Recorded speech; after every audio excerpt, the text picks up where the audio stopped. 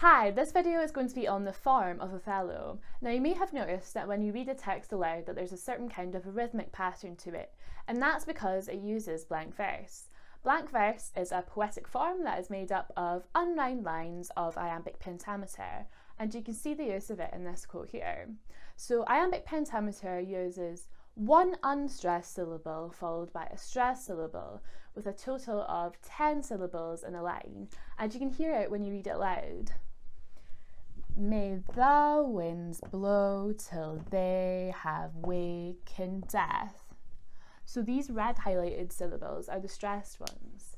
Now typically Shakespeare uses blank verse for the higher class characters and prose, which is unmetered text for the lower class characters.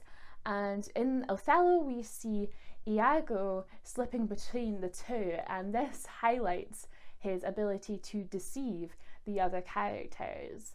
And also we can see Othello, so he begins the play using very poetic language, and as he becomes more deceived he slips out of this, and often some of the language he uses starts to reflect that of Iago, with examples of this being the animal imagery.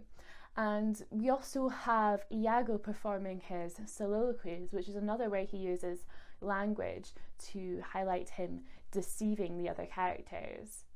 Thanks for listening.